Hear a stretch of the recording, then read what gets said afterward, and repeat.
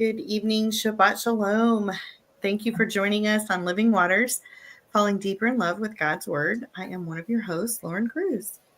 And I am Stephanie Pavlantos. Sorry, I was just getting it shared to our other page. Okay.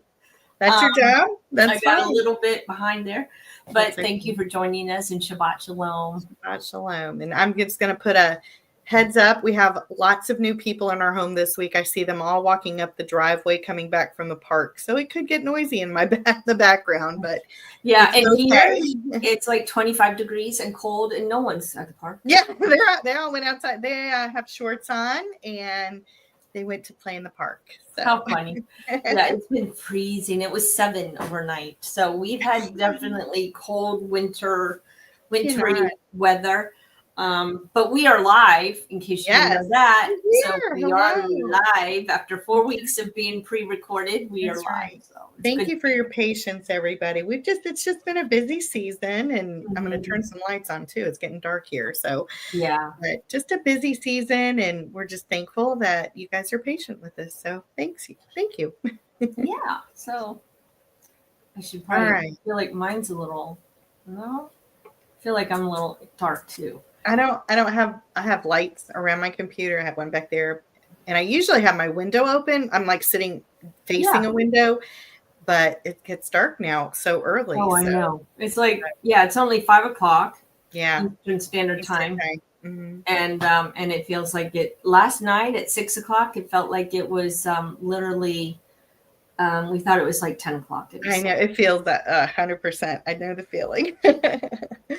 All right. Wow. What do you have? Morning, I'm freezing.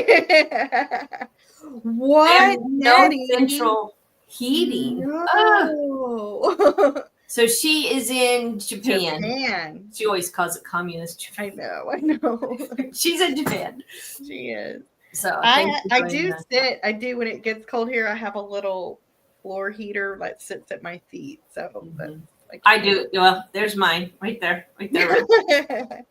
That's little. To mention about Japan, I knew somebody when I was in my 20s, and the church I was going to then, there was a family from that denomination who lived in Japan and who were missionaries, and they said it was the hardest job they ever had.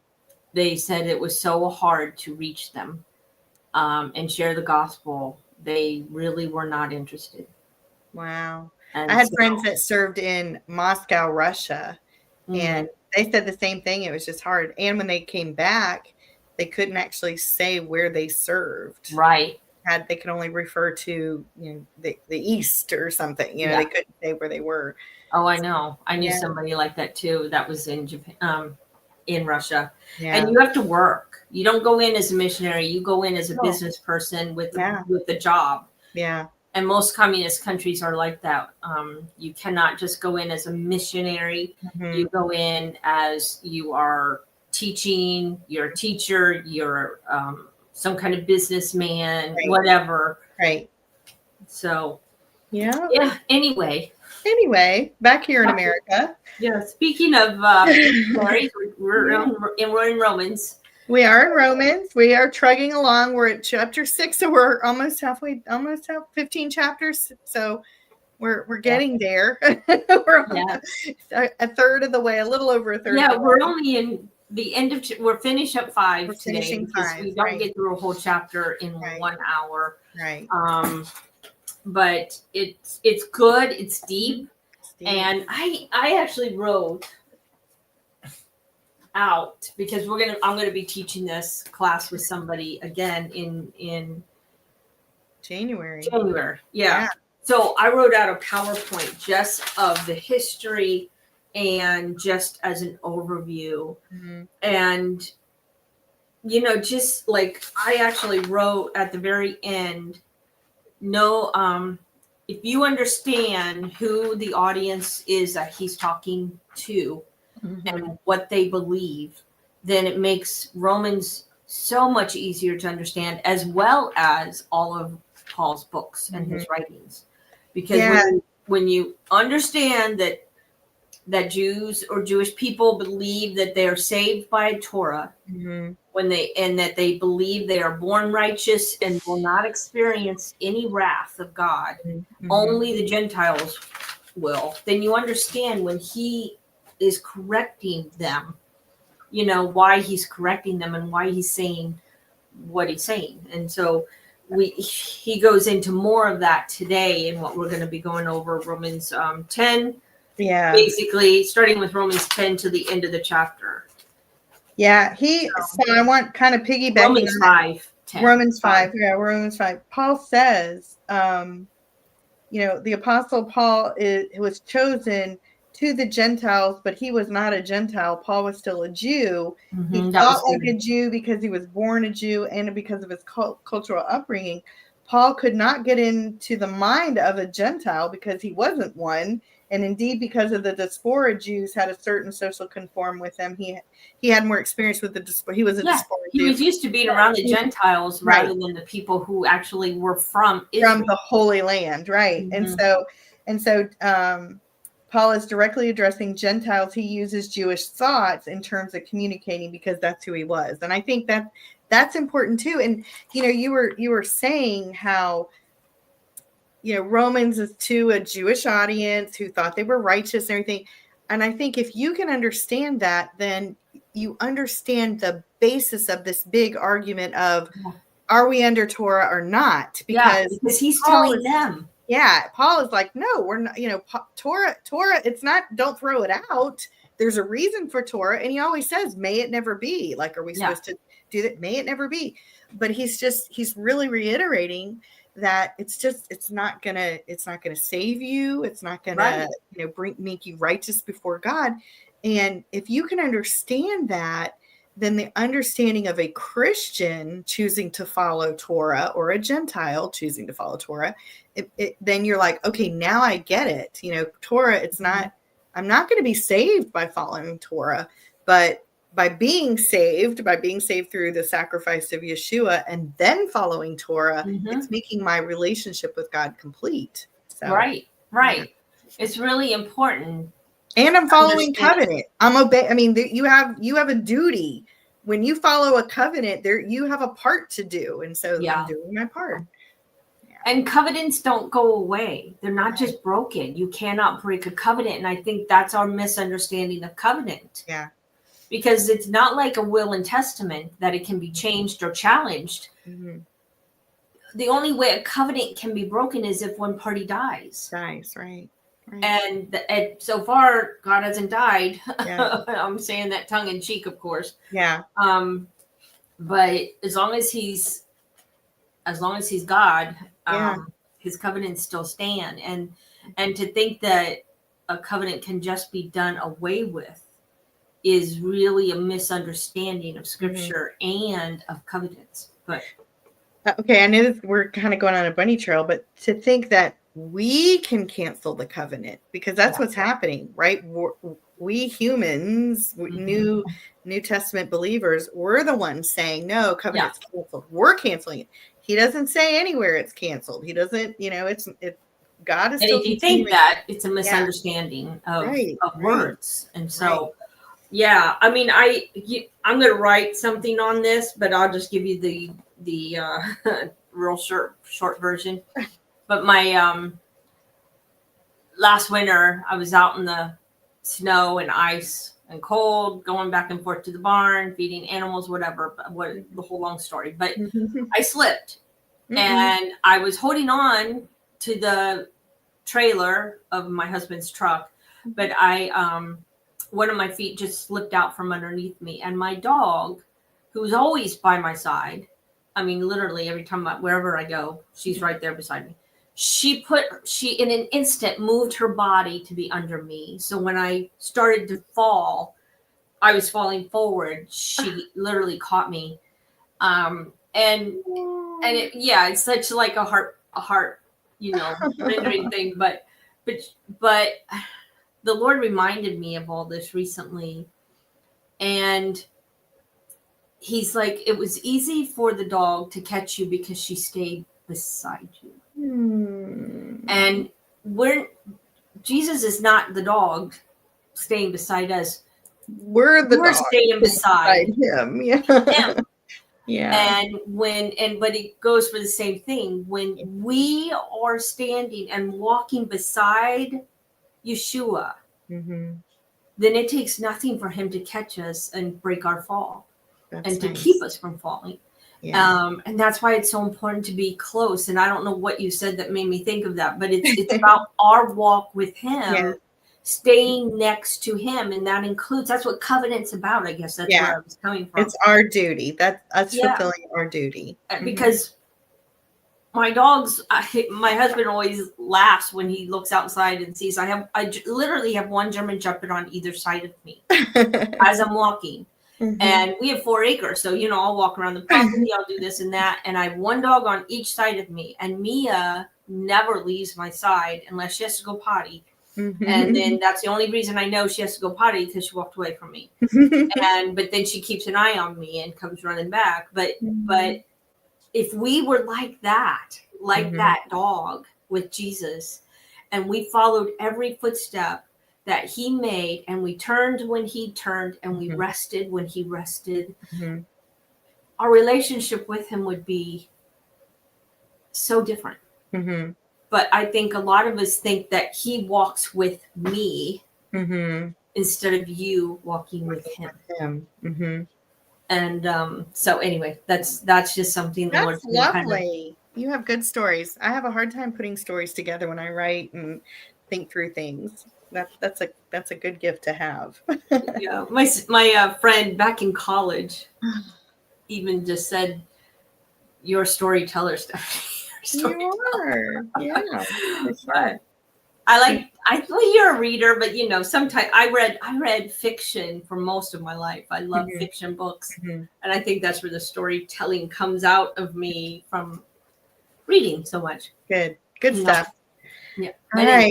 All right. Well, we are 45 minutes to go, and we're only on Romans 10 and 11.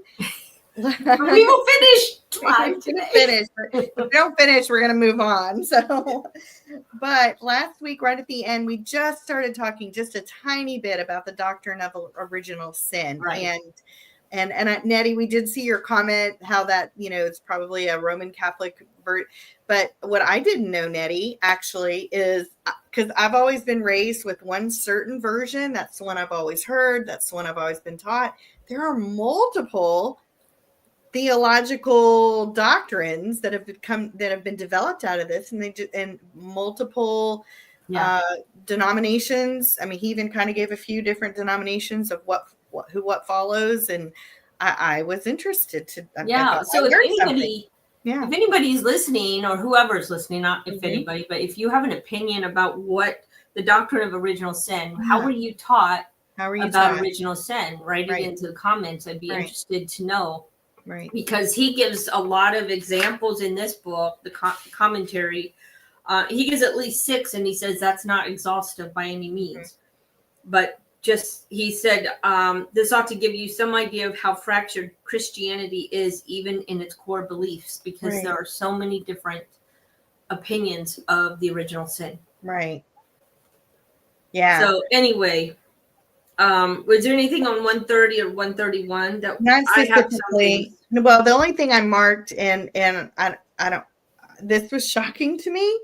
It says the Jewish standpoint. Okay, so we have all these different doctrines he gave us 6 different ones. I think 1, 2, 3, 4, 5, 6 different ones. But he said the Jewish viewpoint is altogether different, and so Judaism and Christianity have been at odds on this delicate matter since Paul's day. And in fact, since the issue of sin and where it comes from was already well formulated within Judaism by Paul's era. So by Paul, they totally had a doctrine of sin. They understood what sin was. But the subject is so at odds that Paul's statement against the Judaism tradition believes. So it's interesting. I never really even thought about that. In Romans 5, 10 and 11, I'm just going to read it real fast. I don't know if we read it, but just to give everybody, remind them where we are. It's, and this is the Jewish, what is it called? The Complete Jewish Study Bible. I have it right over there. Right.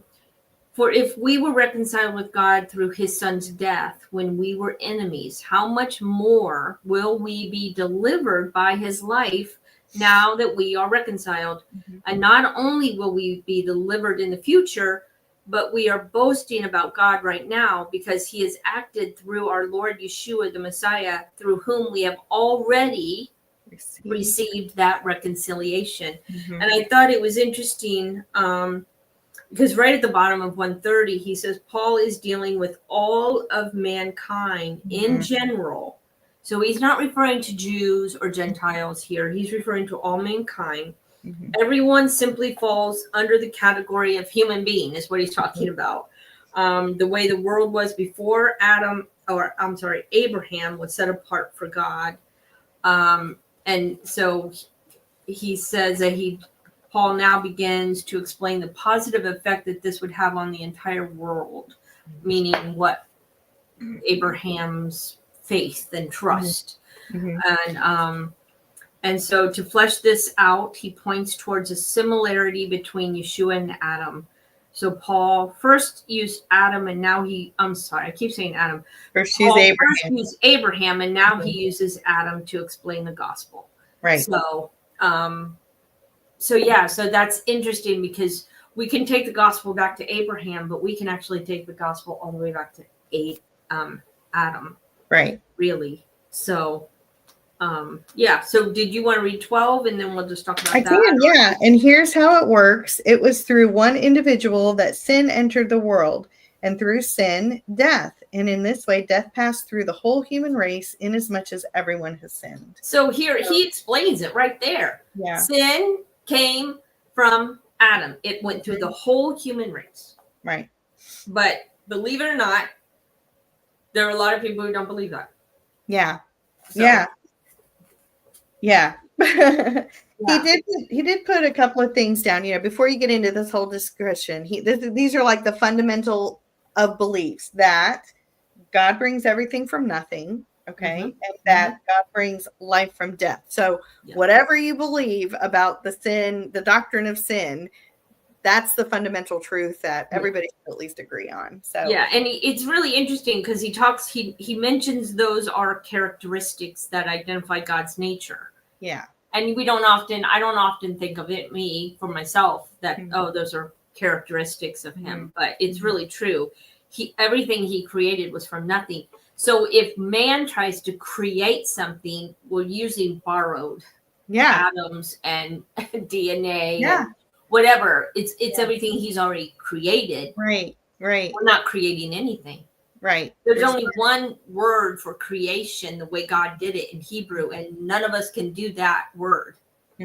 So, does that make sense? Yeah, totally. None of us can create the way that God created. Right. Yeah, even when we're cloning or something, we're borrowing material that's already been made. So yeah. And no matter the artist, they're only borrowing something that they see that God created. So. I thought that was interesting, but he's the only one who can bring life from death. So we cannot. We can't resurrect anyone. No. Or anything. So Frankenstein tried. All right. I thought this was interesting. It says most Christians are caught off guard when they hear that there is no such thing as one universally accepted doctrine of sin within Christianity.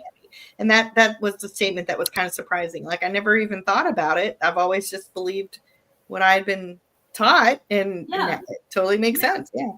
Yeah, I wouldn't never thought. And he just gives a thing. He goes, I'm going to rely on the fine work that Dr. David Stern, which is wasn't he the one who put together the complete Jewish Bibles, the complete Jewish study Bible? I think he's the one that put that book together. And he's going to give us the Reader's Digest version of explaining the various views of original sin, not because it is necessary, but because Dr. Stern explains it in an organized and concise way.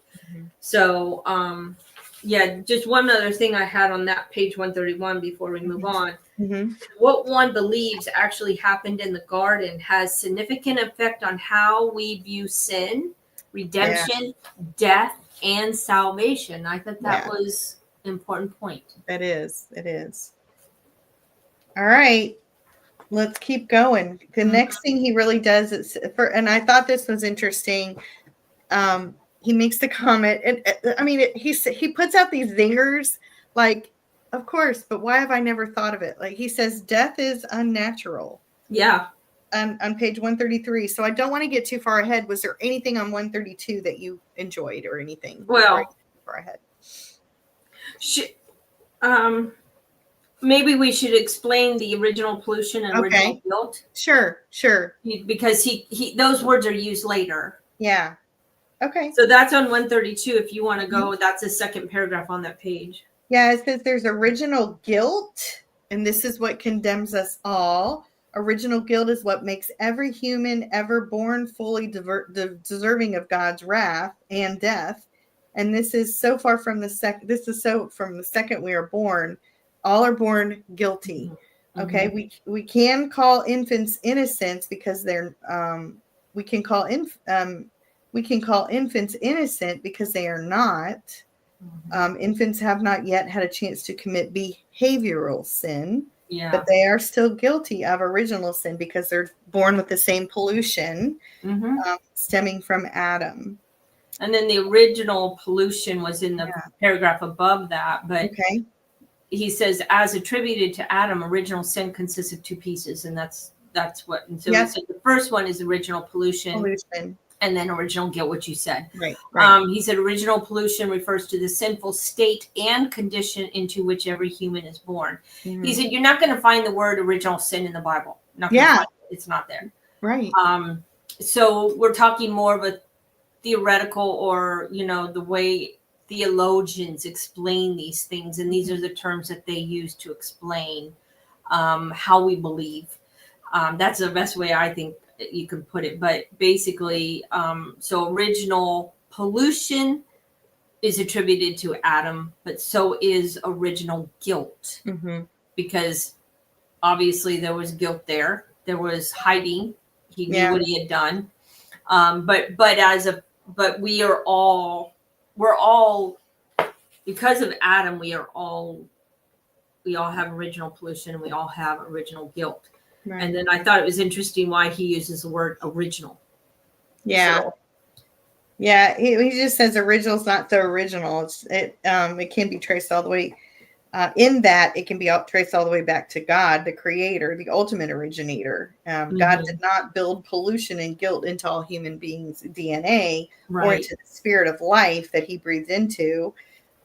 Man, Adam, is responsible for that. So pollution and guilt were not passed on from God to man because God has no pollution or guilt in him. Yeah. So it's that little thing 1, 2, and 3 there in the middle of the page. Yeah. It's like we all share the same original root of humanity. Right. Adam. It's also original since pollution and guilt are present in every human at our birth, perhaps even at our conception. Right. It is original because this pollution and guilt themselves are the origin, the root cause of our evil inclinations. So I thought those were all good points. Right. And I thought right there at the bottom, he said, however, the underlying essence of that act, what Adam did, was siding with Satan in rebellion against God. Yeah. Just as Satan suggested he do, Adam substituted his own personal will for God's will. So it wasn't about what God wanted. It was about what Adam wanted. And we're still guilty of that. Adam did this from pride, from unbelief, and he shared God's or Satan's desire to put himself on the same plane as being God. It is this sin, or perhaps better, this bent to apostatize from God, is that the right word? Which has been passed along to every human from Adam, and for which we all held accountable by God. So basically, he is giving us what the original sin means. Yeah. It's that we, like Adam started it, but we do it because now it's ingrained in all of us to want our will over God's will. And I still struggle with that. Yeah. I don't want to jump ahead, but it kind of balances. He makes a statement at the end because he's talking about Torah when we get into the end of chapter 5, and he says, the more, think about it, even as your children or something, the more you restrict, the more restrictions, and the more you tell me you can't do something. Right. The more you tell me something I can't do, the more we as humans want to do it. So that's why we fight so much with the idea of being obedient to Torah is, they are boundaries, and they are, there are lines in the sand that we're not meant to cross. And just like Adam and Eve, we want to cross them. Yes. And we're no different. Yeah. So original sin is just basically that we are polluted and we are guilty because of what happened in the Garden of Eden. That's right. We're humanity. We've got our evil inclinations are in us. We're born with them. And what our will tends to get us in trouble because we want to follow our evil inclinations. That's right. So, and he says, he describes what sin is, but I think we all pretty much know that sin is, it's the wrong deeds, it's the wrong thoughts, it's the wrong desires, it's all those things. It's that evil inclination. And he says, what is the consequences of our inheritance of the original sin? Death. Death. Yeah. Death, and that's when you were saying death is unnatural. It's unnatural. And it's a divine punishment. But death is more than the physical death of our bodies. It also includes a spiritual death and eternal death. Mm-hmm. Spiritual death means we're eternally separated from God. And I think that's the scariest thing that we should really latch onto, that should scare us, I guess. Eternally separated from God. It should at the very least be bothersome. Yeah. It should bother us a little. Yeah. Do you want to read any of these? I don't want to go to it. I think we have enough that we don't have to, but to suffice it, there's 6 different versions that he's presented. And he said there are other versions of this doctrine of original sin within Christianity. This is just within Christianity. We're not going to discuss them all, but briefly, here are 6. And so there's the Augustinian view, the immediate imputation version, the federal version, uncondemnable atrocity version. Some of these though are surprising. Sorry. Are you? Which one did one of them give you a pause? Well, probably like the Pelagian. The Pelagian is man is born as an innocent infant. Yeah. And from that birth, we're able to obey him. However, due to bad examples we see all around us, we eventually commit sinful deeds. And then we die because we sin and we suffer spiritually eternal death. Yeah.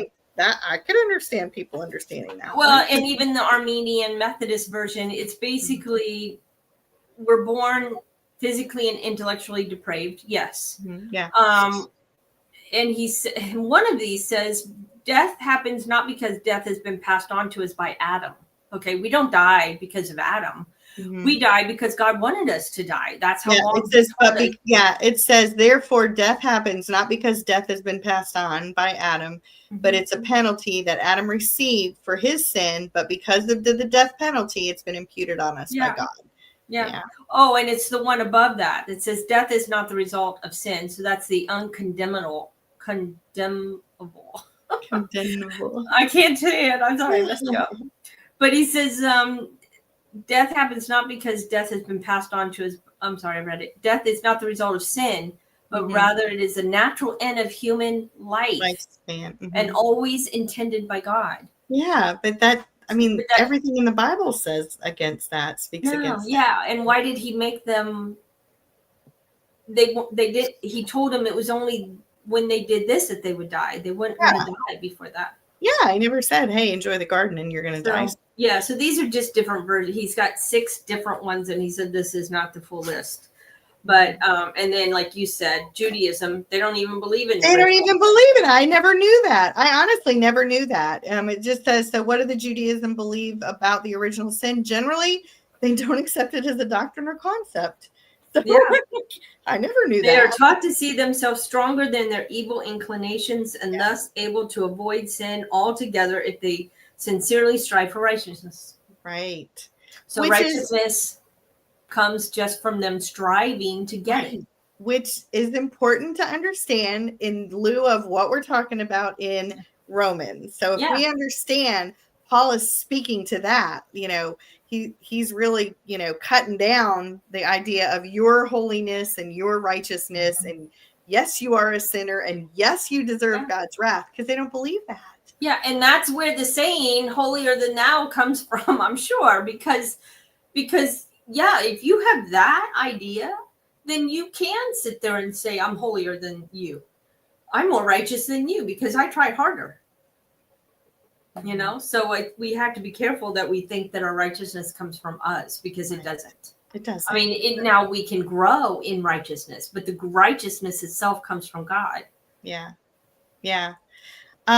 Okay. I don't want to jump too ahead, but this is important. Mm-hmm. I'm jumping over to page 135 and understanding they what Stephanie said and the righteousness is everything. He said, one of the major reasons why it can be so difficult to convince, especially the religious Jew, to accept a savior to pay for their sins and save them from their sin nature. They believe they do not have a sin nature stemming from Adam. And also, they have every ability not to sin if they work hard enough at it. Yeah. So for that fate, it's in there. And that's why exactly what Stephanie just said. Yeah, and that is why in Romans and Corinthians and Galatians, he's telling them, you cannot work for your salvation. He tells them over and over. He's talking to Jews. Mm-hmm. He's not talking to people who just not talking to us. Right. Yeah. So it's getting the context is very important. But I did want to go back to Genesis 4. Okay, go for it. Yes, ma'am. So this passage, everybody knows, this is when Cain and Abel brought their sacrifices to the Lord, and their offerings, I should say. Mm-hmm. And it says, in the course of time, Canaan and it brought an offering to Adonai from the produce of the soil, and Havel, is that how I pronounce it? Yeah. Havel is B or V. Mm-hmm. Yeah. Brought from the firstborn of his sheep, including their fat. So I wanted to give you that word their fat is a feminine pronoun in Hebrew. Really? Oh, you've looked at this before. Yeah. So I love this passage because pronouns matter, because in other languages other than English, there are feminine and masculine pronouns. And so when you're referring to something like a female or like a lamb that is a female, you would use the pronoun there, fat, would designate that you're talking about female animal. And then we go on later, he says, why are you angry? This is God asking Cain, why so downcast? If you are doing what is good, shouldn't you hold your head high? And if you don't do what is good, sin is crouching at the door. It wants you, but you can rule over it. Now, can we rule over sin? We really can't. We can strive to do what's to be obedient. But here's what he's talking about, the two its. It wants you, that's referring back to sin. But the second it is a different word. It's a different it's either they're masculine and feminine, one's each. So the second it goes back to angry or jealous or whatever the word is in Hebrew that was used. So sin wants you, but you can rule over your anger, is what he's saying. So it's important to know, and I'm making note. Everybody thinks that we can rule over our sin. Yeah. But no, he wants us to rule over our anger, our jealousy, our pride, our, fear, whatever. So how did you figure that out? You just did a word study? Yeah, actually, I was reading a blog years ago who did a word study on this, and then I went and looked it up. Yeah. And I'm like, what do you know? That's true. These two its and the there all have different, feminine and masculine trait, they all stem from a feminine or masculine word. So you have to follow it back to what it was talking about. That's So then awesome. you have to look up angry. Is it feminine or masculine? Is sin feminine or masculine? So that tells us which the its are referring back to. Awesome. I'm totally So- going to be doing that this weekend. Yeah. I got my word study homework. I didn't even realize it until I read the blog, and then Yeah. I started looking it up for myself and realized, because then I went to that the word there and thought, oh, that's feminine. Mm-hmm. That says a lot, because in the temple, once they sacrificed animals, they could just sacrifice the males. They didn't sacrifice the females. Mm-hmm. So, anyway, I thought that was interesting. Which is a greater sacrifice. It is. It is. Because the females give you more. Other babies give Right. you more. Right. We have one male in our little flock of sheep. Mm-hmm. We get rid of the males. Mm-hmm. They either come meat for our freezer or they're sold. Mm-hmm. So, because males fight, they don't get along. So, Mm-hmm. just like having, boxing a match boys. going on in your A bunch house. of boys, yeah. That's great. So, I thought it was interesting. And then the only thing I had at the bottom of 135, but I know we need to move on. Paul implies that sin did not exist in humans prior to Adam. So I thought that was interesting. Paul implies that sin did not exist in humans prior to Adam's trespass of eating the forbidden fruit, and thus death did not exist in humans before that moment. So. Making notes in my book. I was underlining things that you were talking about. I'm like, oh, that's good. I missed that. All right. So at the top of page 136, he goes into Matthew. Mm-hmm. And I thought this was really cool too. Go ahead if you want to read Matthew. Yeah, well, he was talking about rust oxidation is, okay. So Matthew, he's making a reference. He's talking about death. He's talking about death and the restitution of all things, that kind of thing. So he says, Matthew 6:19-20. Don't store up for yourself wealth here on earth where moths and rust destroy, burglars break in and steal, and instead store up for yourself wealth in heaven where neither moth nor rust destroys and burglars don't break in or steal. And he's saying rust is a form of death. It's oxidation, it's death, and it's decay. And so, when Christians describe conditions here on earth, he explains how moth and rust are gradually going to degrade and ultimately destroy physical things. And, then he's describing decay in terms that are suitable for an area. But if there is no decay and no death, there's another term for that: eternity. Right. So, yeah. Because there can't be decay and rust if there's no death. Right. So I'm curious too, because a lot of people, and I'm all over the place, I go back and forth, but a lot of people are like, well, the tribulation's already happened, or we're in the millennial kingdom now, or something. I've heard that. And it's and I'm like, well, there's still decay. There's still decay.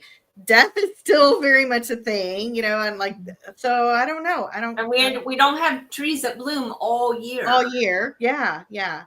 So I don't know. And so then the one thing I have here, because he goes into Revelation 21 and 22, which I thought was really good. But he says, the gospel is, as Paul states, and that's the last paragraph before Revelation 21 on 136.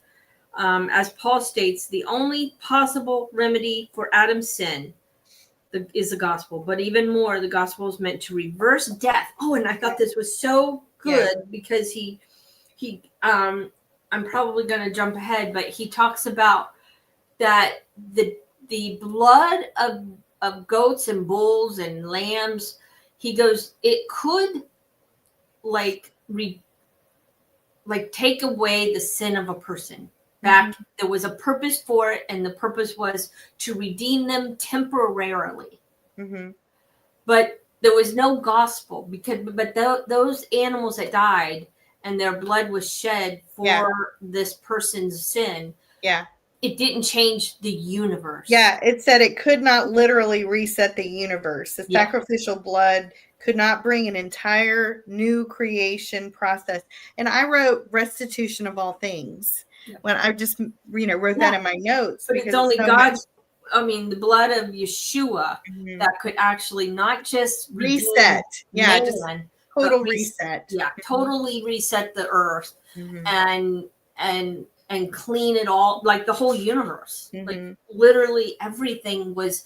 And I think it's so cool because those get into the verses, which we'll get to in a minute, but what sin did to the entire earth and to all of like even the whole universe, sin destroyed it. Really, it is destroying everything. But what happened through Adam destroyed people and is destroying people and the universe. But what happened through Yeshua makes everything right. Yeah. And that's the cool thing, because the blood of no other person or animal could do what the blood of Yeshua did, right. Is doing. There's power in the blood. Yeah, there's good old hymns, right? There's good old power in the blood. Okay. Yeah, he said, after he talked about Revelation 21 and 22, he has those verses here. He goes, I took this route at this point because we speak and think of the gospel in much too limited way. We think of it in church terms. We think of it as getting saved and then being nicer to one another. We think of it in terms of how one gains membership to a group. You're a Christian, you're a member. And of course, we think of it in terms of when we die, we get to go to heaven instead of that other place. But the gospel affects everything. And that's what I love that part, because we are limited in our thinking, but we tend to limit the gospel too much. We do. I do think we do. Yeah. Yeah. So I was like reading all this to my husband. I have all this. It's all marked. Oh yeah. I had to like keep this is good. This is good. Good stuff. All right. Well, then we jump over to Romans 12 and 13. Oh, I know. We're not very far, are we? I know. We're so close. It says here how it works. It was through one individual that sin entered the world, and through sin, death. And in the same way, death passed through the whole human race, inasmuch as everyone sinned. Sin was indeed present in the world before Torah. And I like this part too.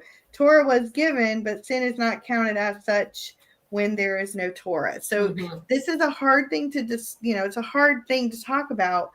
But he goes actually almost 3 pages talking about these 2 verses. Yeah. And trying to explain that. And he goes, we have to he actually gives you a little insight into Paul, and I think it accounts in he's going to say it several times. Yeah. But Paul is very brazen, and he makes he says these things. He's insulting the Jewish the Jewish audience. And it's meant to shock people. Yes. And then he walks it back and says, but, this. Or, hang on, let me explain. Yeah. Yeah.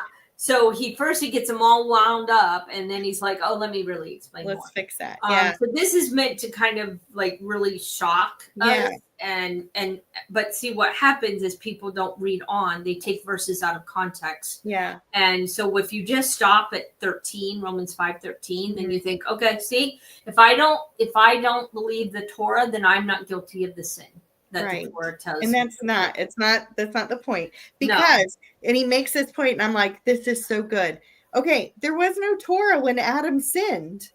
Right? There's no Torah. And there was no Torah between Adam and Moses. Yet sin reigned and within the world. It says Adam didn't have the law of Moses, yet his sin changed the entire nature of the world. And it was still sin. It was still sin, even though he didn't have the Torah. Right.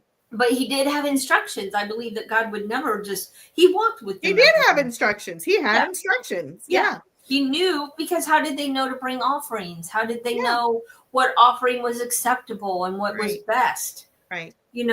Cain should have known his offering wasn't going to, because he was given instructions. It's not spelled out, but it's implied that he had instructions. Yes. So, so this is really good stuff, because he said in chapters 1 and 2, Paul had made his case that it doesn't matter whether the law of Moses was in existence or whether Gentiles didn't have any knowledge of the law, because of the natural law. The natural law is our guide, and the natural law doesn't undo the Torah, because Right. those things walk hand in hand. Because the natural law that is known to all human beings from Adam onward tells us plainly God's standard of right and wrong. Right. So we have no excuse, and that's what he started with in Romans 1. Exactly. Without excuse. There is those without excuse.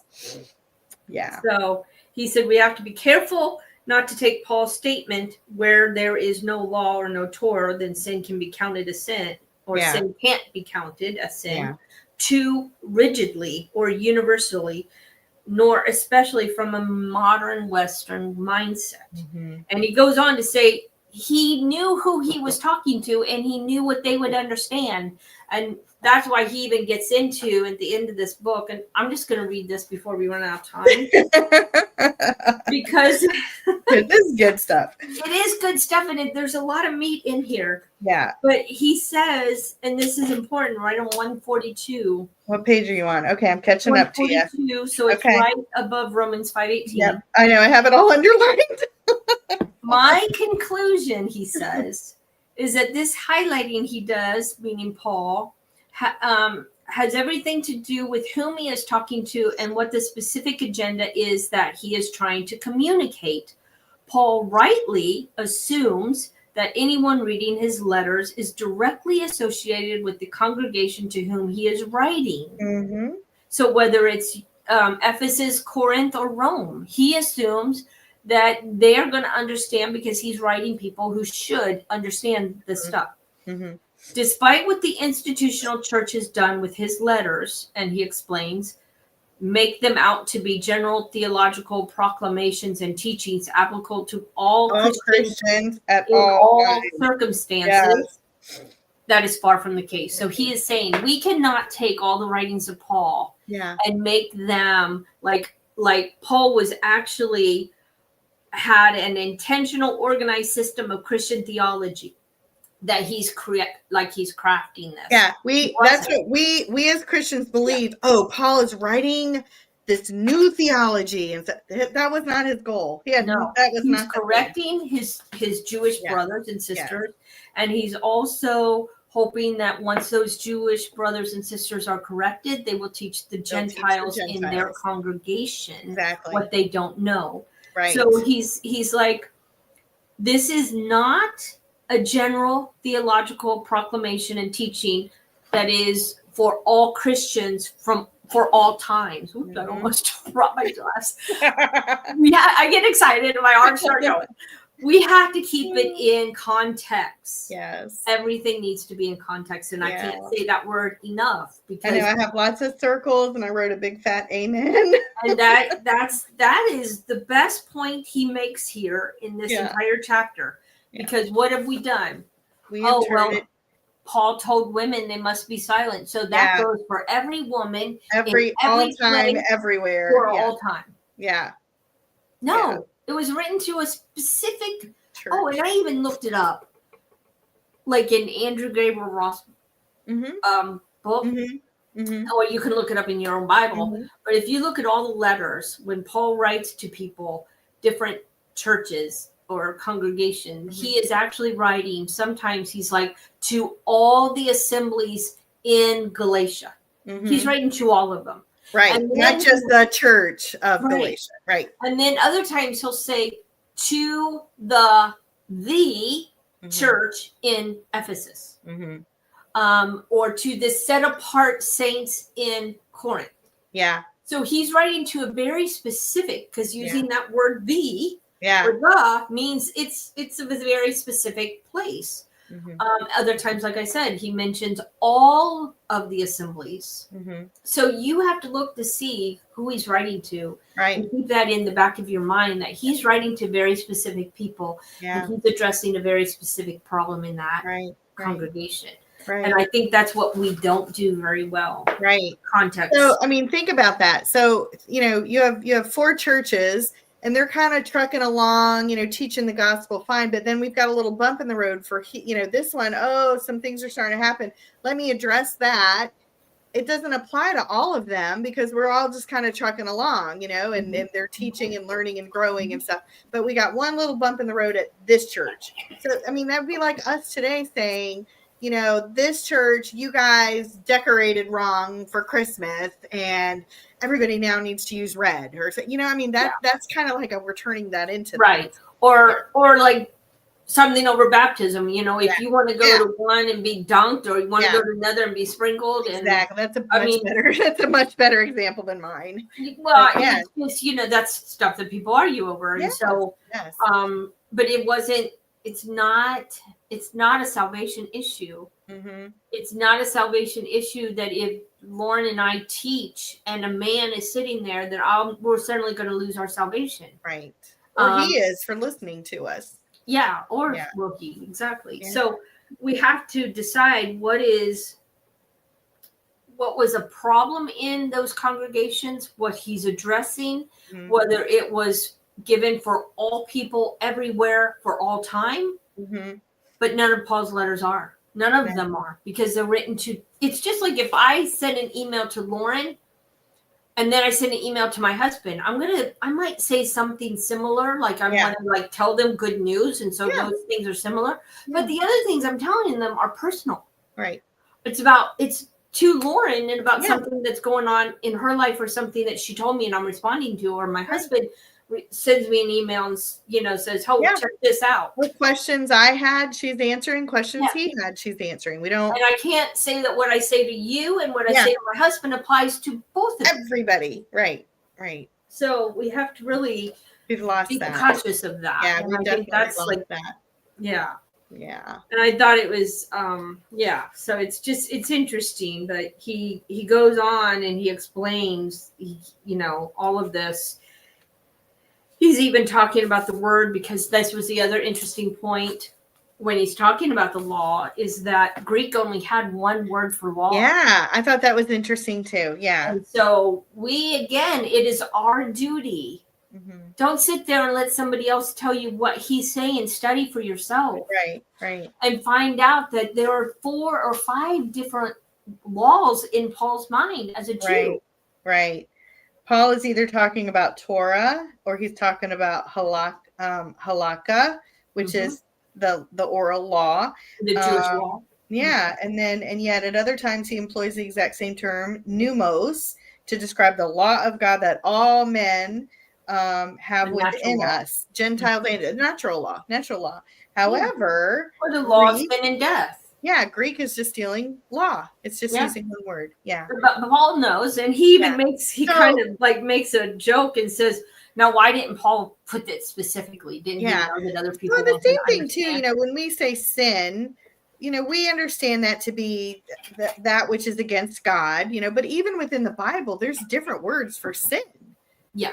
And we don't think about that. Trespass, iniquity, and just plain old missing the mark. Right. And again, but just missing the mark is not as bad as iniquity. Yeah. And iniquity is not as bad as trespassing. Right. Yeah. So, and rebellion is so we have to, it's not trespassing. What is it?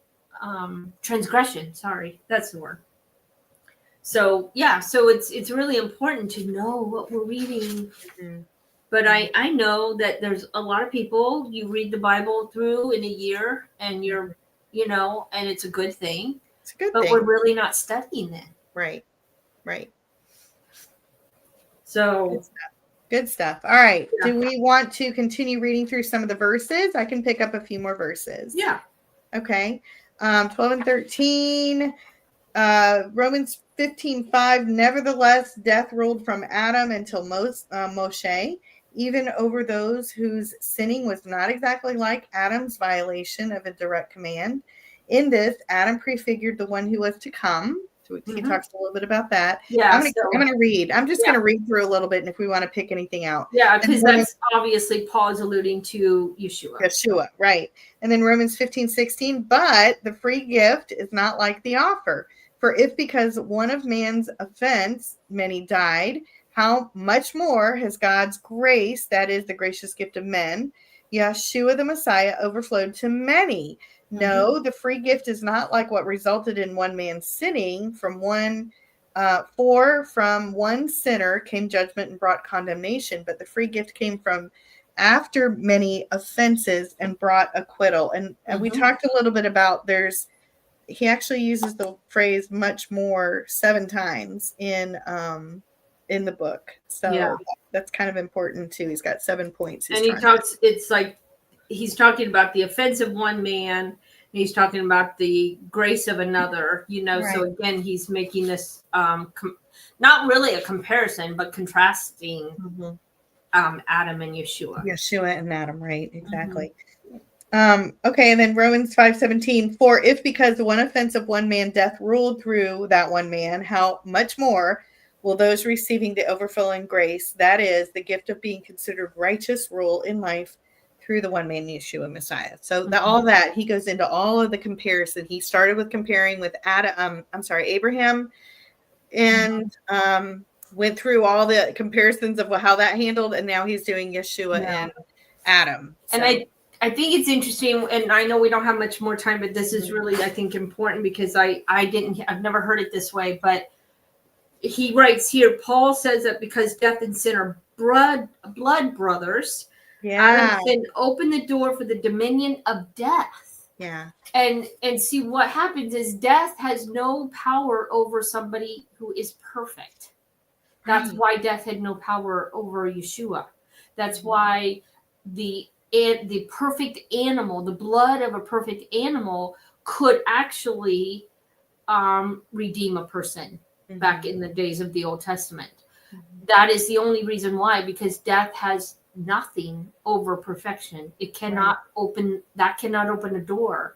And that's what he's saying here. Redemption happens only through somebody who is perfect, only through something that is perfect. Right. Like the animal back in the Old Testament or Yeshua in the New. Right. And he says, however, because God offers the free gift of righteousness to sinners made possible by Yeshua's death on the cross, then this has opened the door for the dominion of life to enter. So Adam opened the door for death, but Yeshua opened the door for life. And I love that picture. Good stuff. Okay, we do have Romans 18:19. I don't know. You want me to? Let's see. We're literally out of time. We have like seconds left. Oh well, we better stop. We can. Yeah. Why don't we just finish this, because I think it's interesting. But we can. Okay. So next week we'll just finish these last few little verses, and then we'll jump into chapter 6. So please read chapter 6 if you're going to join us. And have a great evening. Enjoy your weekend. Get some rest. Shabbat shalom. Shabbat shalom. I guess I need to get over there and find our outro. I have it. Great one. Hold up. Bye-bye.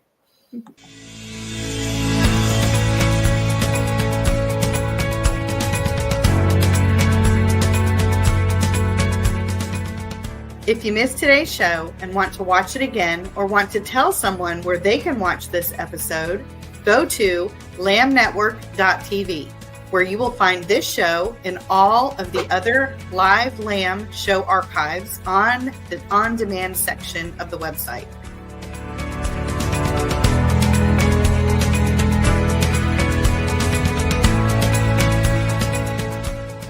Thank you for watching, and don't forget to tell someone about the Messianic Lamb Network.